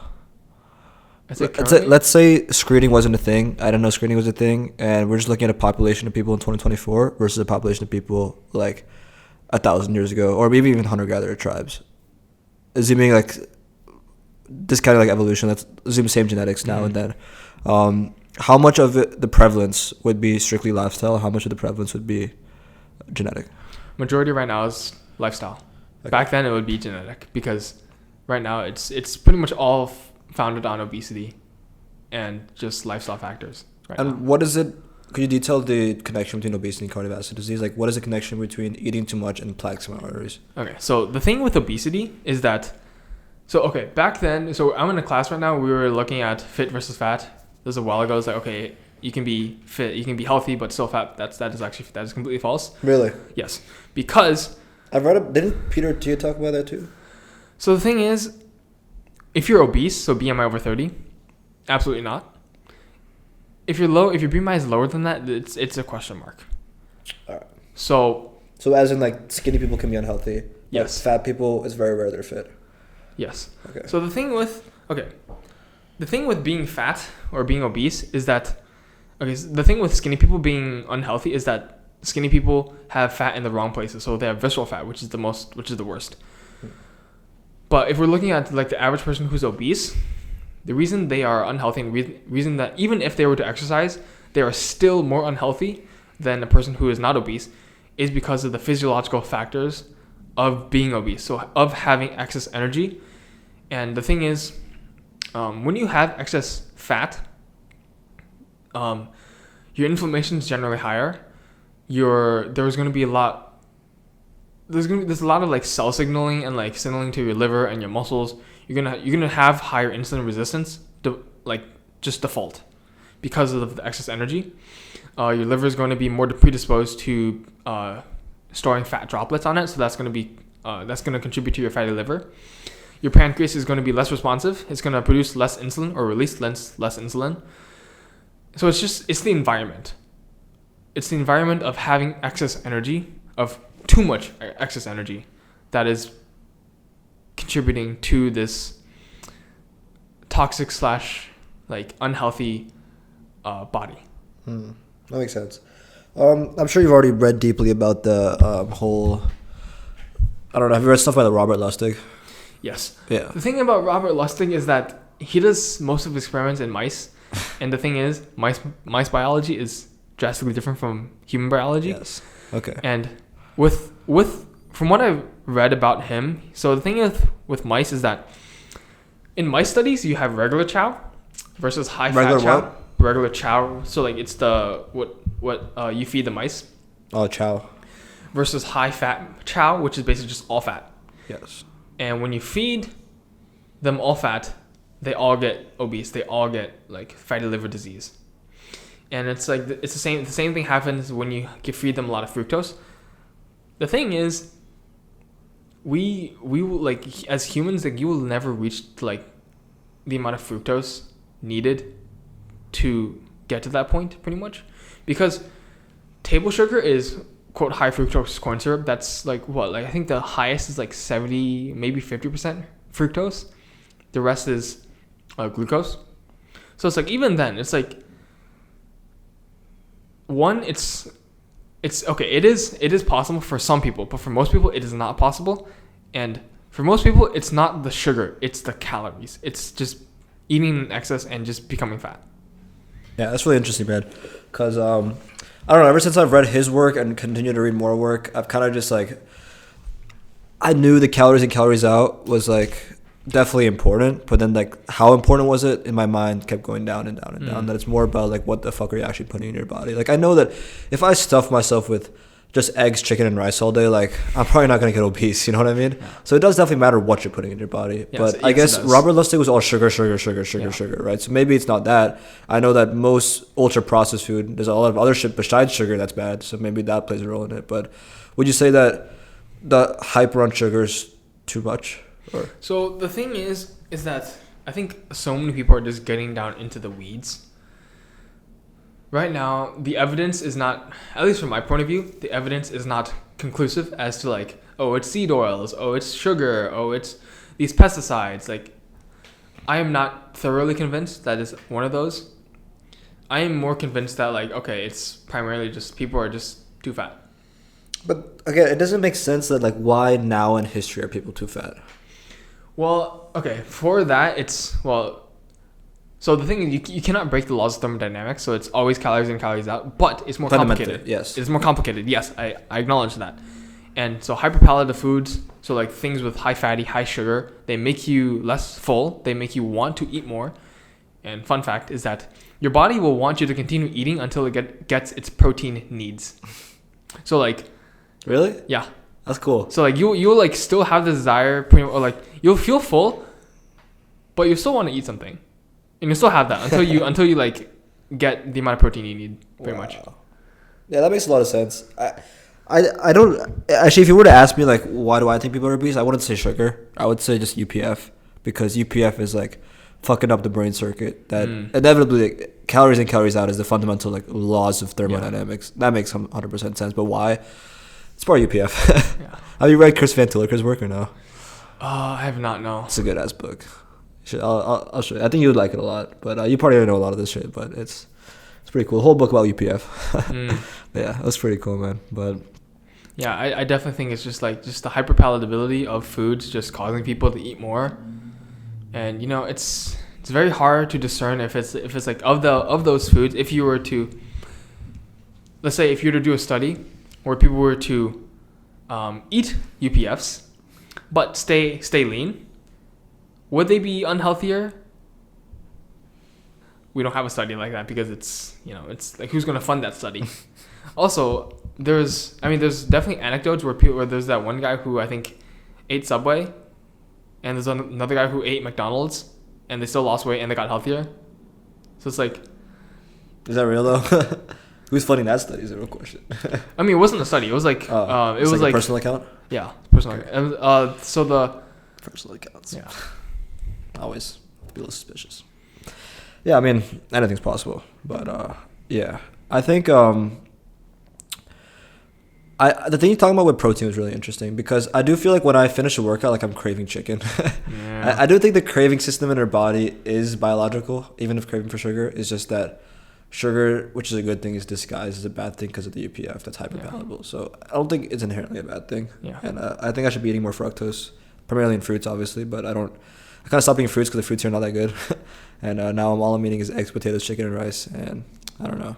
How do you poop? I poop. Because for me, I'm so used to eating just so many vegetables. I eat less vegetables here, but I probably should eat more vegetables. Yeah. Because for me, it's right now every day I need to eat a minimum of 3 pounds of vegetables. 3 pounds. Yeah. 48 ounces. Is that a lot? Yes. Can you describe me in Mojo size plates? I don't know if you have it right here. Mojo size plates. Let's. So I say half a pound is a Mojo size plate full. You eat 6 of those plates of vegetables? Yeah. Bro, I eat that I eat one of those plates a week. How important are vegetables for health? For health, I mean, not really. As long as you get all your micronutrients in. It's one of those things it's once you get it, getting more of it doesn't really help. Yes, obviously. So it's not really. What is it bad if I don't eat vegetables at all?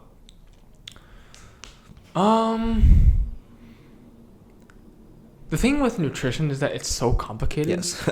It's okay, if I cook this thing, the nutrients in it change, versus if I don't cook it, it's in a good way or a bad way. The good way. For some things, good. Okay. So for some vegetables, you get more nutrients out of it. For some, that's how it works. That's so cool. Yeah. For some, you'll get less. It's just so complicated. It's oh my god. So it's I can't really say okay, if you don't eat vegetables, you're unhealthy because you could be getting the nutrients from different sources. What would the other sources be though? So your B vitamins. So the thing with vegans is that when you're going vegan, you will most likely need a supplement B12. B12, yeah. Because I was vegetarian for a while. Yeah, because B12 is really low for me. B12 is nowhere in any vegetable pretty much. It's primarily in your proteins, your meat, your eggs. Yeah.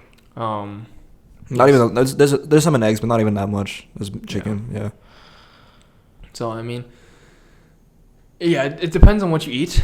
I think, especially when we're young, we don't it's not as necessary. But when we get older, it will we will be able to feel it. What do you feel it? Can you describe it? So especially when we're getting older, we will. I guess one thing is we'll have less energy. We'll have. It's something kind of with brain fog, right? B12 and brain fog. I was reading about that. Maybe I'm not sure. Okay.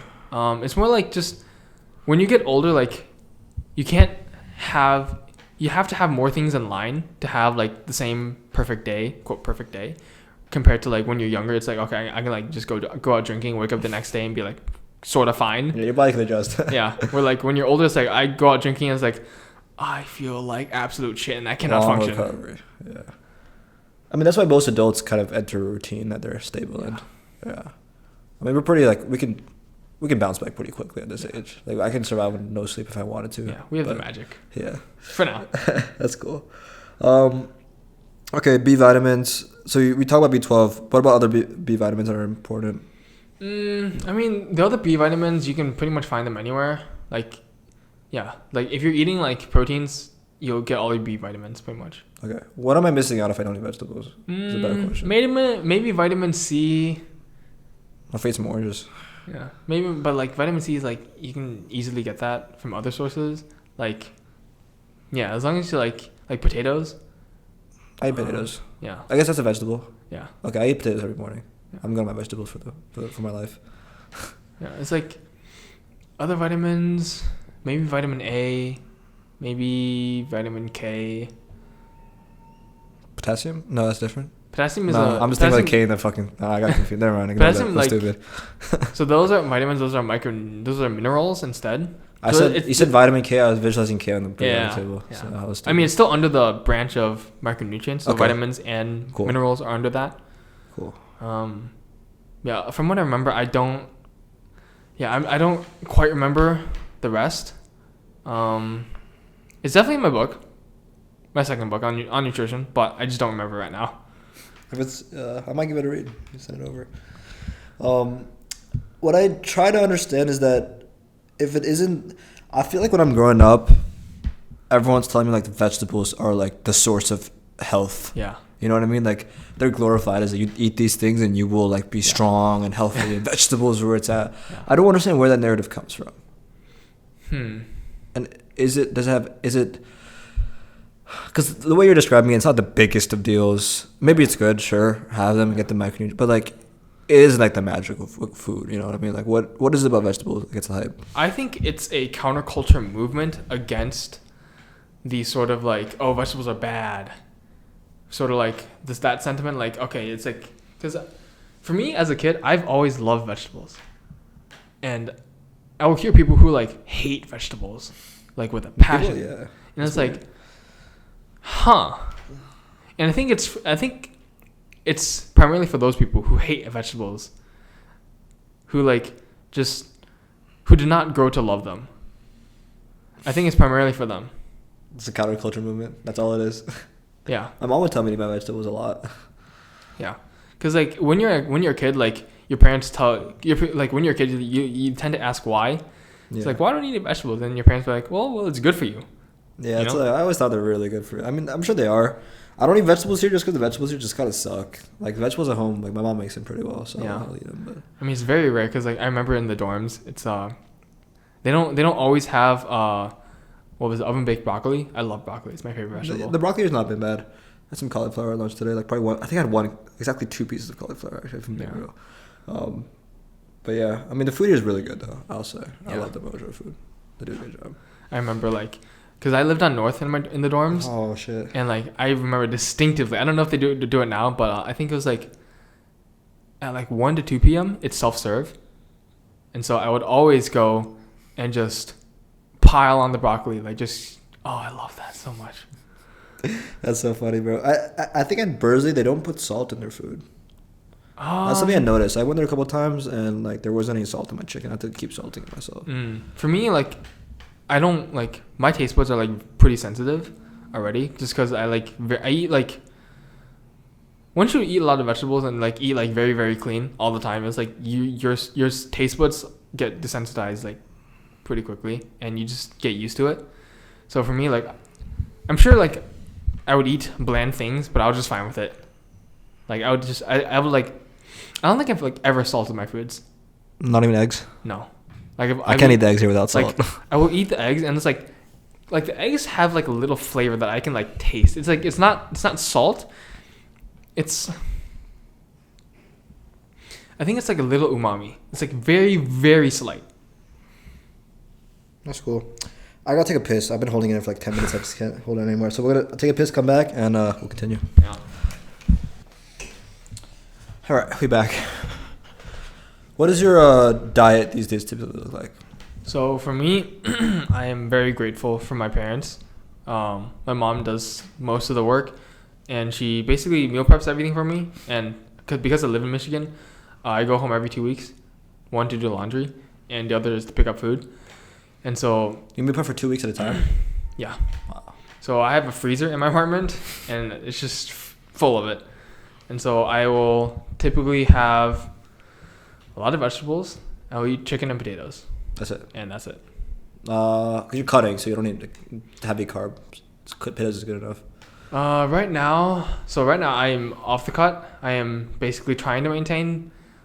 Yeah, but just eating the same things. Have you ever done like a crazy bulk or anything or no? Like where'd you start, skinny or fat? I started skinny fat. Skinny fat, okay. And then I would say I cut, and then I built muscle, And then I went on this. I did go on a. And I went on my first bulk. I regret it so much. Why? Because it's way too fast. Too fast? Oh, okay. I remember like eating 6 eggs a day plus what was it? If I remember correctly, I think 3 pounds of chicken a day. It's hard for me to understand pounds. Like, 3 pounds. I guess how much is a chicken breast? Like weight? Yeah. You can see. Like cooked chicken breast. Have you been to the dining halls here? Yes, I just like. I can tell you what the dining hall here chickens are. Because that way we're talking about the same thing, right? So, let's see. Hopefully they got chicken today so I can check. Oh, I'm so hungry. I can't wait for dinner, bro. Bro, I cannot either. Fuck, I got Italian sausage today. What is this? Pork. The chicken's bad today. Yeah, what is it? Halal Santa Fe chicken. Ooh. Let's see what they got. Here, I just want to check the macros. See what the numbers like. Well, chicken tinga. The thing is with the chicken is like you also don't really. Cause I think it's the default serving is 3 ounces. Is that what it is? Yeah, but it's not always 3 ounces. Yeah, that's the only thing with like, measuring food intake. Yeah. And I just don't do. It's just too hard. Yeah, they got all the weird chickens today everywhere. Spinach artichoke chicken. Like, what is that? I mean, it might be good. Who knows? I've never tried it. Anyways.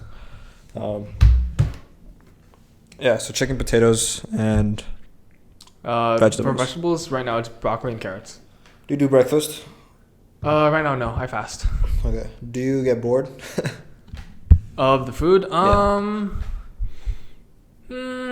Not really. I guess, okay, the thing is when you're cutting, you want any kind of food. Like, no food is boring. That's true. When you're bulking, for sure, it's like things will get boring. But even then, it's like, for me, no, I don't get bored. That's cool. I mean, people ask me if I get bored. I mean, I think I have more variety than you do. Mm-hmm.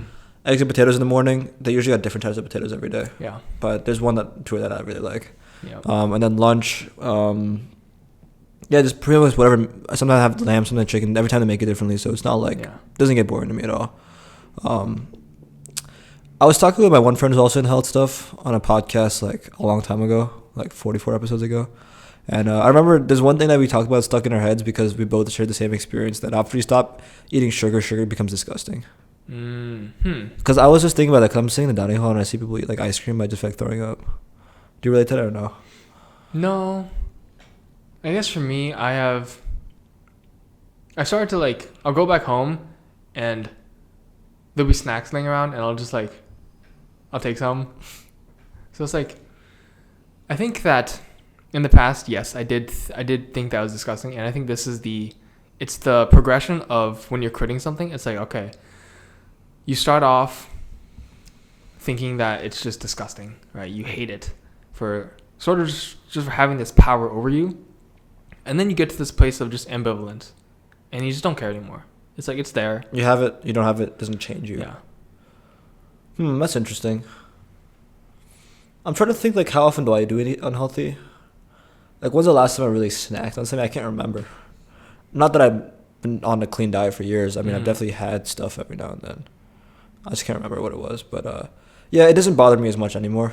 But it's almost like after I eat, I'm like, yeah, I can't wait to not eat this tomorrow.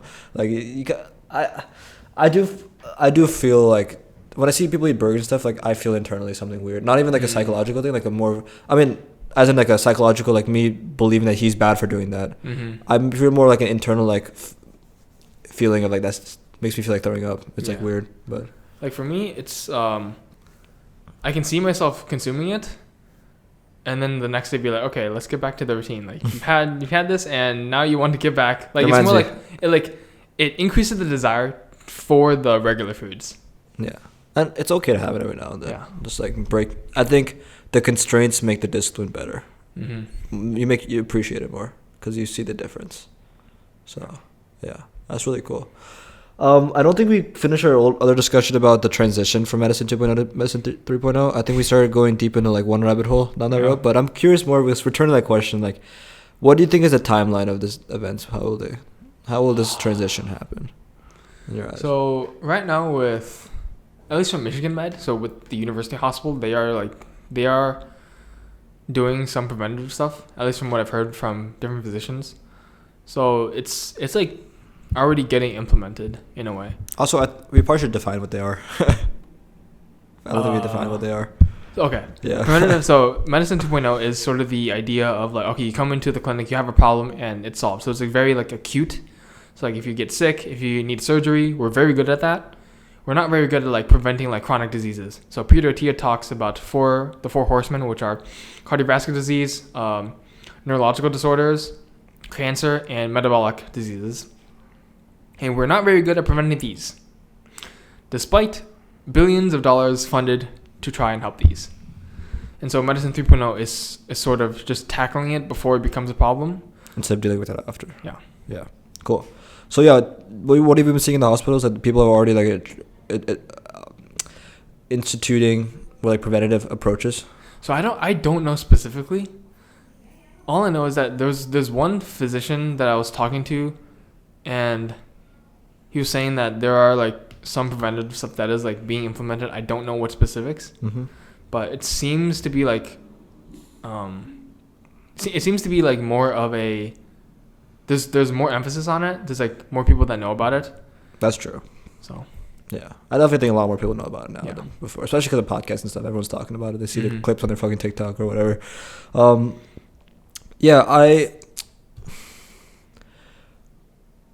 One of the things with medicine 3.0, there's many different parts of it.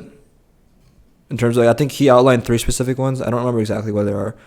Do you think as we implement those things, is it going to be more of a cultural shift, or will it be more of an institutional shift? That, okay, because we want to be more preventative, we're going to make these like legal, higher up decisions about the system as a whole, or will it be more that, okay, doctors are realizing like there's a new approach or new culture of doing things, so it'll be more at the individual doctor level?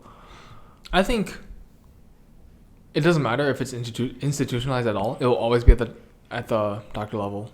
Like there will always be, it will either be the patient coming in telling the doctor like, I want this, or the doctors themselves learning and implementing it. It largely does not matter like if it gets institutionalized or not. Of course, if it does, it of course helps with like pricing and like insurance, and like, okay, that's, insurance is an entirely different rabbit hole that like, fucking hell. Listen. But yeah, you want to go down there this podcast? I mean, I don't know, man. Let's finish this one first. I'm happy to. Yeah. But I think it largely does not matter if like we have laws of like, okay, you know, this many screenings like are free or whatnot, and like it really doesn't matter because doctors will do the way they're used to doing it. Okay. I think it's mostly just if culture allows it, it will happen. Yeah, culture is always when everyone's doing it, it just kind of becomes a new norm, and then everyone's kind of used to doing that. I wonder what that looks like though, because is it more regular, just general checkup appointments? I guess screening is one of them for sure. That it's just normal for me as a civilian to like, oh yeah, it's my yearly or bi-yearly screening time, and I'm gonna do all these, or maybe even more frequent than that, I don't know. And I'm gonna do all these tests. Like that's probably gonna become, because that's not normal, you know. I'm like coughing a lot, or I'm like really fucking sick, so I go to the doctor. Or like, oh, I'm really tired of all this fat that's been building up over the last 3 decades. Then you go to the doctor. Is it normal for me, just as a normal 25 healthy civilian, okay, time for my checkup time, like I'm a kid?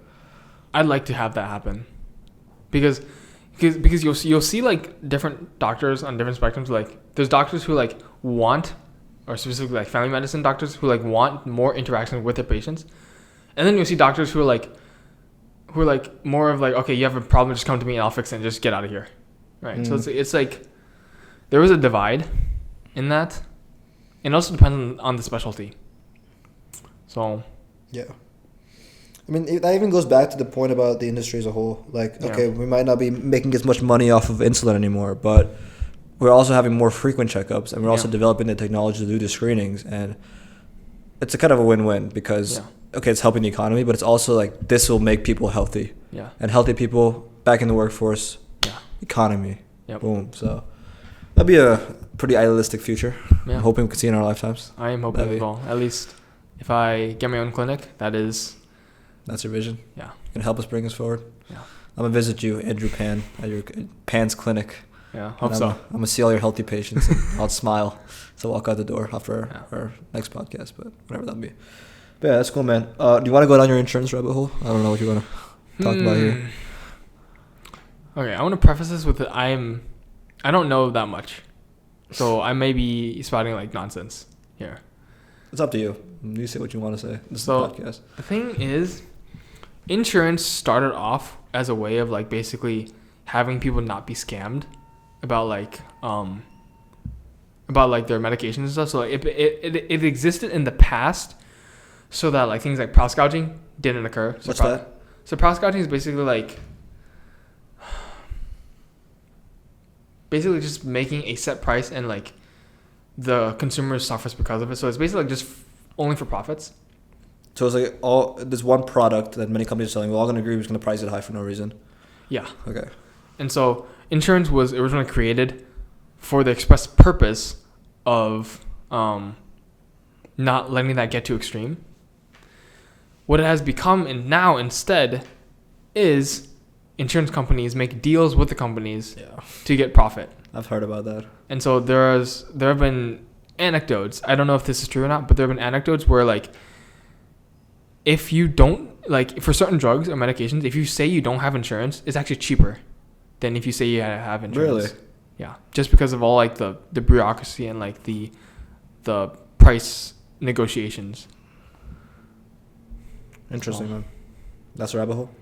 That is yeah. I've heard about it as well because I think that in the name of insurance, a lot of companies are also able to price really, really, really, really, really high their whatever it's a drug or something or some kind of technology. Because like if you have insurance, you're good. If you don't, you got to pay this big number with a lot of zeros to get this. So it's kind of led to the thing it tried to solve. Maybe. Do you think that or no? That's not I think for a majority of drugs, it does its job. Okay. So like because like if you're going to the doctor to be prescribed something, that's gonna be paid for by insurance, right? So like that definitely helps. Definitely, yeah. I mean, it's helped people like just us getting stuff. Yeah. Yeah, I'd say so. It's helped a lot. That's cool. Well, yeah, we're about over an hour and a half in. What did we miss?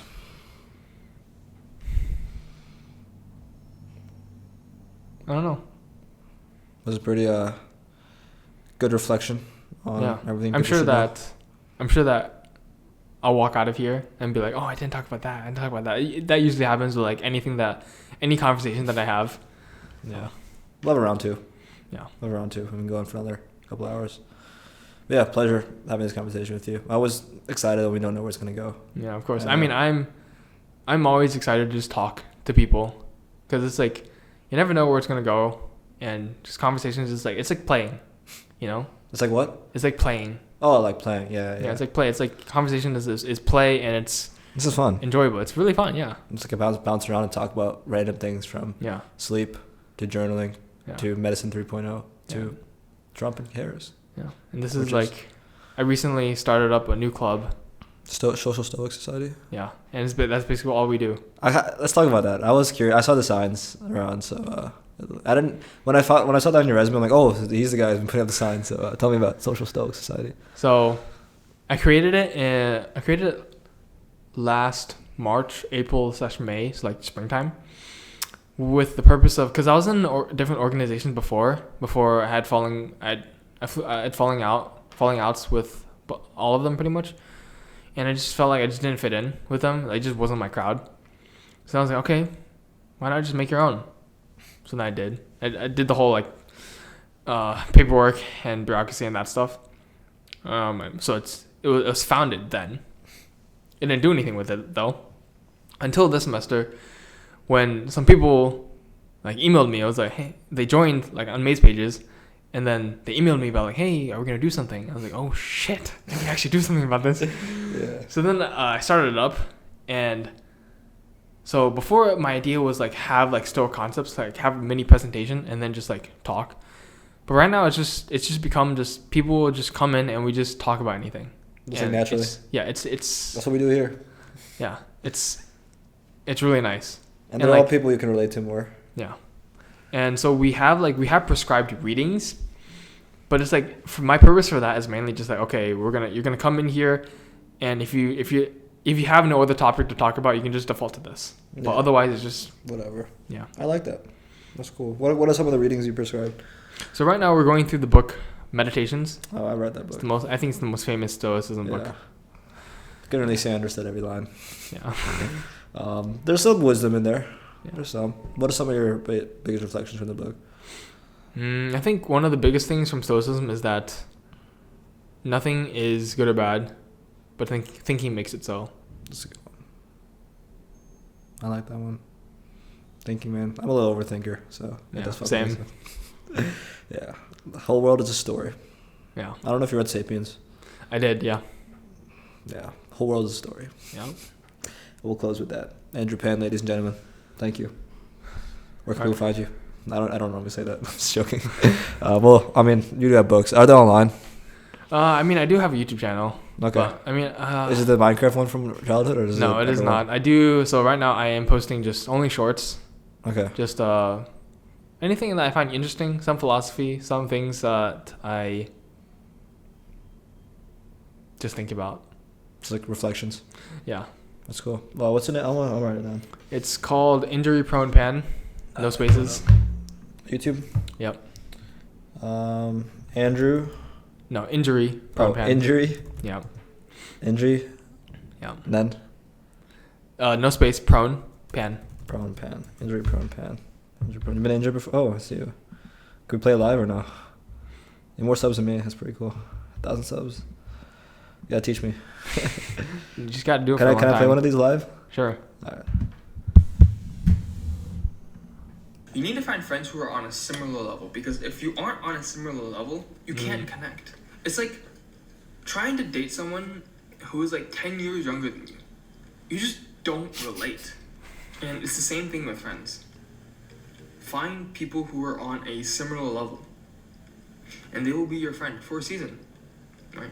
It depends on how fast you're progressing compared to them, right? If you're progressing faster, then you'll probably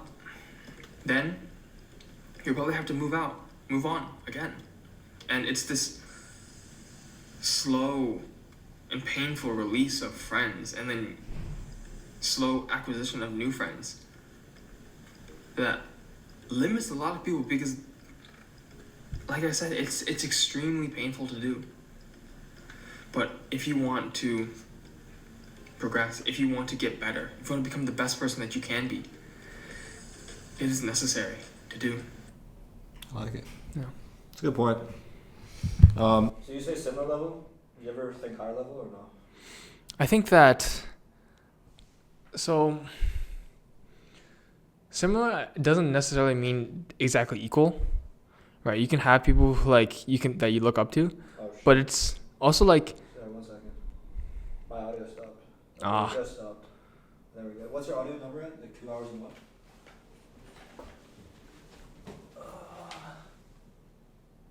2 hours, 4 seconds, 4 minutes. Okay, just went off a minute ago. We're good. Alright, finish your thought. I'll figure this out. Yeah. So I think that it has to be similar. It can't be like too high, because like you can have mentors, but if the person you're trying to mentor from is like so above you, like you just don't get it. Like they can tell you things, they can explain to you like this is how this is what you need to do in order to get better, to get to a higher level, but like because they haven't had the foundation yet, it's like trying to learn algebra without learning multiplication and plus and minus. It's like you just won't get it.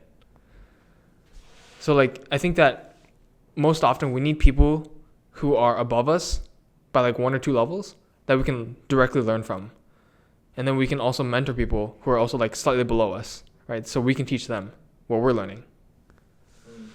What I'll do is I'm gonna talk from your mic just because my mic's not turned on. How do we do this?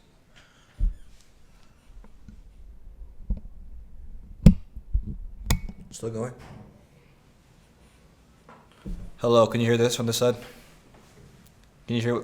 Is this showing like compare compare this to this. Are they the same? Is this the same to this? Yeah, they're the same. Okay. I just turned on both sides of it. I'm just gonna sit here. I'm Andrew now.